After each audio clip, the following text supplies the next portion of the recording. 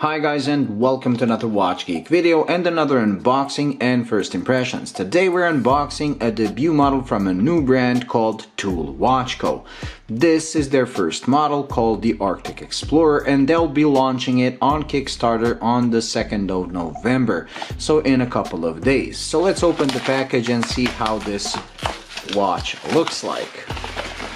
Okay, let's remove this.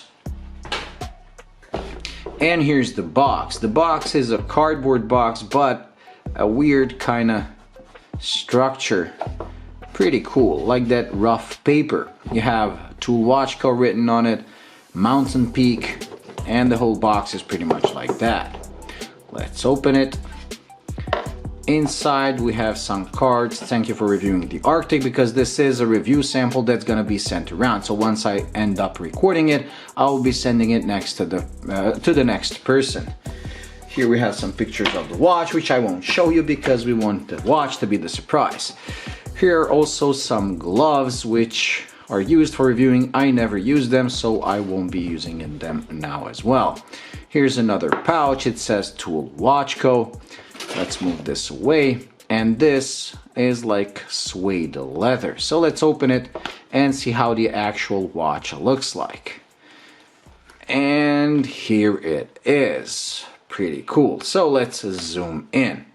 This comes on a leather strap, but there's also an H-length titanium bracelet option, because this watch is made of titanium and it's coated titanium for scratch resistance.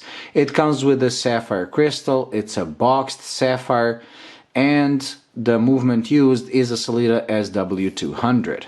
The case back is solid, as you can see, and you have a polar bear on it. Pretty cool.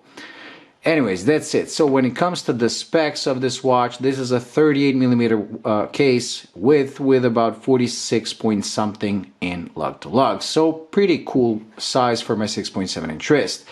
The thickness is about 11 something, so not too thick, and it does look kind of slim, especially because of this simple bezel. Now the watch does look pretty simple, but once you start turning it around, you realize that it's a bit more complex.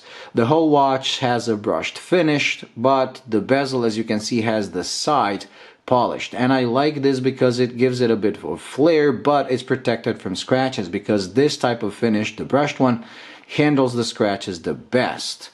The strap, as you can see, comes with quick release pins, but if it was me, I would opt for the titanium bracelet for the full look. This comes in 3 versions. This is the blue dialed one. It's like a regular production one, and the retail price is going to be $800, which is pretty steep for what you get. But oh, and also it has a Meteorite dial. All 3 versions do. But if you join their Kickstarter campaign, you can get up to 50% discount, so making this a $400 watch, and that is a pretty good price. The second edition is the black dialed one. It's called, I believe, Signature or something. That thing will go for about $1,000, or again, if you use the 50% discount, it's gonna be about $500. And the third one is a slate gray or almost white Meteorite dial. That one is gonna be limited to 10 pieces only, and it's gonna be priced at $3,000, which is very, very high. Again, with 50% discount, it's gonna be $1,500, but even at $1,500, I don't know why you would pay that unless you really want to have one of only 10 watches available on the planet. I would personally go for this one. Not only does the blue to me look the best, but it's also the cheapest, and at $400 it's pretty much a steal for what you get. I do like the size of this, and I'm just gonna put it next to my SNX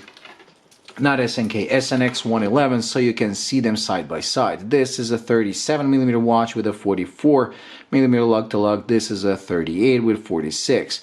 And as you can see, they're pretty similar in size. This is a bit chunkier, but then again, it looks like a field watch or an explorer styled watch, and I do like the chunkiness. When it comes to thickness, again, this appears thicker, but it's actually thinner than this.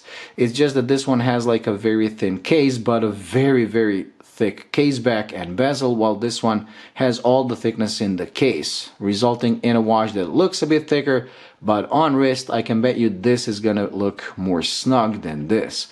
So let's put it on my wrist to see how it looks on my 6.7 inch wrist, but like I said, it's probably gonna be perfect for this type of watch. Okay, so here it is on my 6.7-inch wrist. Let me zoom out so you get the impression. Pretty perfect size. The lug-to-lug is okay, and the titanium bracelet that it comes on has female end links, so it's not going to have those protruding T-shaped end links, meaning that even on the bracelet, the watch is not going to be too long if you have a smaller wrist. Pretty cool. So let's test the Lume and call it a day, because like I said, this is just the unboxing and first impressions, and the full review will follow with macro shots and everything after I spend some time with the watch. And I can't wait to see how this Meteorite dial looks under macro. Okay, so we charged the Lume. Let's zoom in, let the camera focus, and turn off the light. There we go. So it has blue Lume, which is super luminova. It's not as bright as the green C3, but it's pretty cool. In person, it's even stronger than it shows on the camera, especially the hands. Now, my only desire would be if the hour markers were a bit bigger, because in the light they look okay, but in the dark they are kinda tiny. And look at that seconds hand, I really like that. The hands are actually differently colored. As you can see, the hour hand is black, while the seconds and minute hands are this kinda icy blue. Pretty cool. It has a lot of text on the dial, but because it's not like brilliant white, but more like this kind of, I don't know, beige or silver, it kind of blends in with the dial, so it's not too much in your face. Overall, I do like the watch, especially the case, the shape, and the size. Like I said, if it was me, I would opt for the bracelet because I like bracelets on watches, and since this one is coated titanium, it shouldn't look like it's been chewed up after only a year. Pretty cool. Now, as usual on my channel, I always respect brands that try to do something original. It's easy, I mean, the easiest way to start a brand is to make an homage of a famous design, and then after you get some money, you start experimenting with your designs. Some brands never do. Some brands just keep making homages.